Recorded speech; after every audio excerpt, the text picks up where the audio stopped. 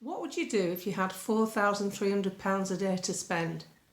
Because that's what David Lammy's Foreign Office has spent on restaurants and bars in the first 4 months, £525,000 on restaurants and bars. That's him filling his big fat face with whatever he wants, whining and dining important people, who else? That's no way that socialists should be spending. I thought they were supposed to be better than the Tories. I thought they were supposed to be completely different, everybody was going to be equal. Then you look at the amount of designer stuff and fine champagne that Rachel Reeves affords herself, even if it is in a past job. These people don't do without anything. They're no more socialist than Margaret Thatcher was. We haven't had a change in government since Margaret Thatcher left, because it's all been basically much of a muchness.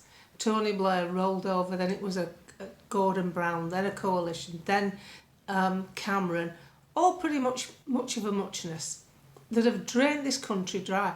Keir Starmer this week has banged on about how Reform aren't the party for the working people, while at the same time his mad head's agenda to the race to zero has cost in this last decade 70,000 jobs just in the gas and oil industry alone.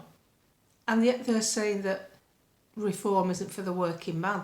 These people have done nothing but deplete our manufacturing, deplete everything we stand for, increase immigration. They've not done anything about it. The other parties, it's all the same. It just happens to be Keir Starmer's shift. It's just his watch to drag us down the abyss, the financial and moral abyss. And the less and less we have will be because of governments, not because of what you choose to spend your money on. And one thing I would urge, if anything is floating your boat, if there's some campaign you want to back, or especially people talking about religion or politics, you shouldn't be going without yourself. You shouldn't be buying cheaper food and not paying a bill to sponsor someone to talk. Social media is free. This doesn't cost me anything. It costs me my time. Twitter cost me 150 quid a year for a blue tick. Well, that's kept all the trolls away, and Twitter give you a bit of money back. No harm in taking money off Twitter, and there's no harm in taking money off Google. What I don't like to see is people asking for your money, because I know how hard it is to work, to buy your own assets like cars and houses and afford holidays.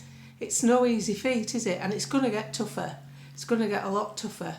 We're going to have rising costs because these clowns don't know how to look after our money, or choose not to. They're actually making a conscious effort to spend our money on what they want, not what we need. And that's the thing that's wrong with government today, and that's why the change of regime is so important. And however Nigel Farage has set the party up, it's on the right track to move forward as a democratically elected leader will be. But at this stage in the game, he's got all the right things in all the right places. Let's face it, whatever happens with reform, it's hardly of any consequence to those millions of voters who won't be voting for them. And it's not of any consequence to those who will. Because at this stage in the game, we've got the right people in the right place. You've only got to look at what President Trump said, the fantastic accolade he gave to Nigel Farage. I'll just play it. Here's what he says about Nigel Farage. Took it by storm, and they say he's going to do even better this time. Nigel Farage. Where is Nigel?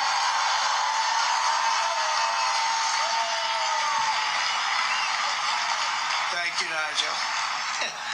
Thank you. What a great guy. So, there's the president of the US saying that about Nigel. That's good enough for me, because nothing's perfect. Trump is not going to be perfect, but it's just going to be so much better than what they've had. And that's what we're voting for, is change. And I'm a neutral voice. I don't join political parties. I see what I can support, and I have picked holes in the way Reform have behaved in the past and things that they've done. Even when they've been asking for donations when there was nothing going on, I've always stood up for what I think is decent and morally right. So I want to be in a position where I can call it out if I think it's some problem.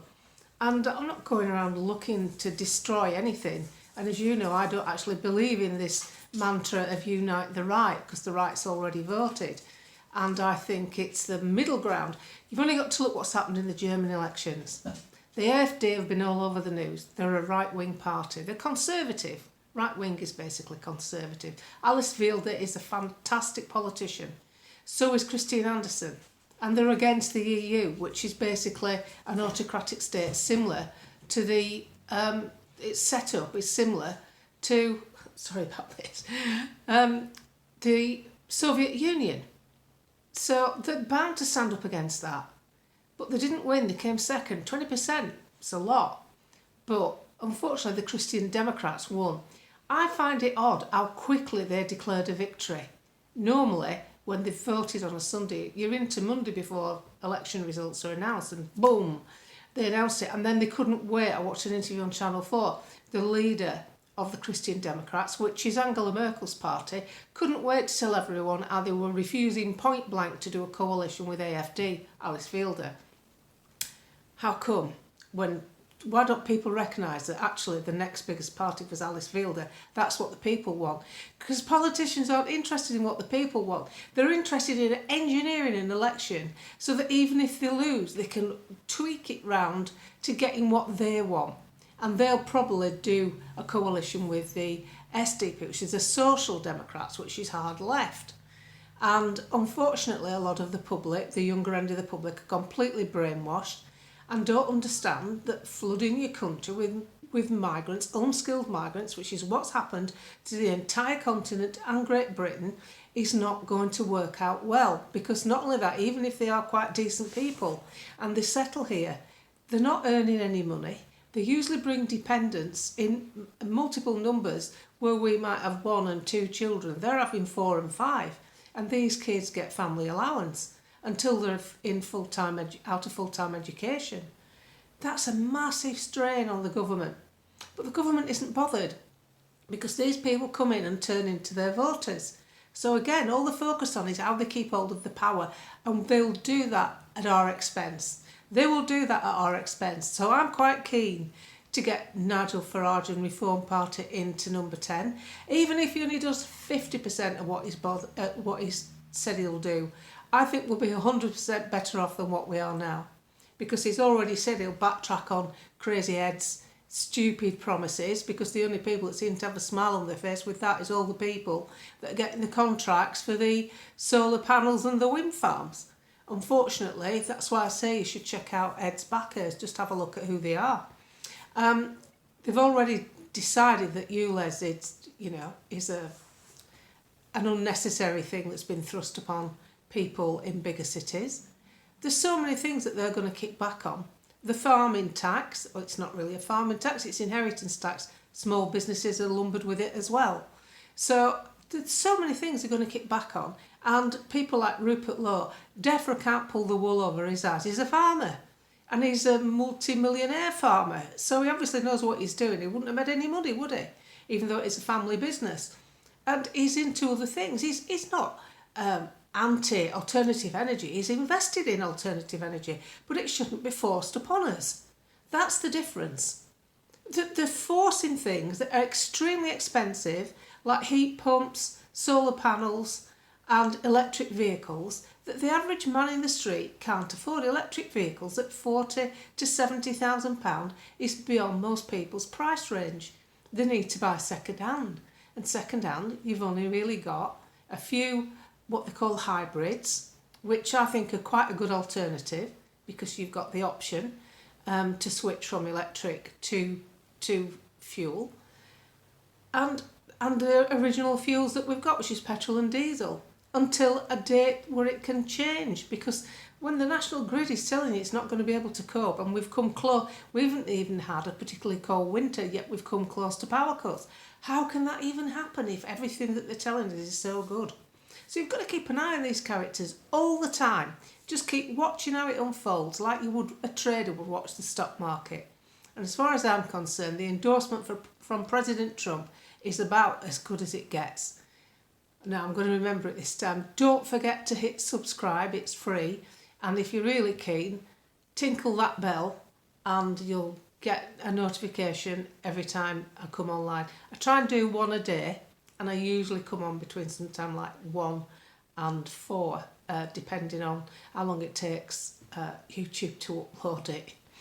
Thanks to the wonderful message I've had from a lady who follows me on here, who basically is partially sighted, so she can't see me, she only listens to me. And she said, I've cheered her up. I've brought her out of the doldrums. She was losing faith. She wasn't going out as much as she used to. And now she's going in the garden. She's going to, it's an elderly, a gathering centre, what do you call it, like a village hall, where they all meet up for a coffee, and she'd stopped going. She's going again now, and she's got a mobile hairdresser coming. She's back on form, and that's what we need to do. We need to remember we have a life to live while all this is going on, and the last thing we should do is put it on hold just to dwell and get miserable about politics, because whatever you were getting miserable about yesterday that spoilt your day, it didn't need to, in general terms. I mean, obviously, if you've got other difficulties, that's a different thing. But you shouldn't be letting yourself get down over politics, and certainly not leaving yourself hard up to send money to other people to talk about politics or religion. That's just, even the people doing it don't want that, I'm sure. There's plenty of money slushing round from a few billionaires we know what to do, trust me.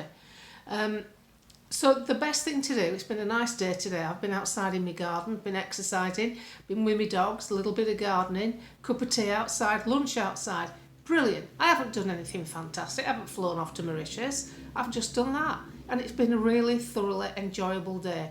And get the pleasure from the little things. Go and hug your grandkids. Ring that relative you haven't spoken to for a while. Make up with a friend you've fallen out with. Do something pleasant. Because life's too short to dwell on these absolute bloody comedians.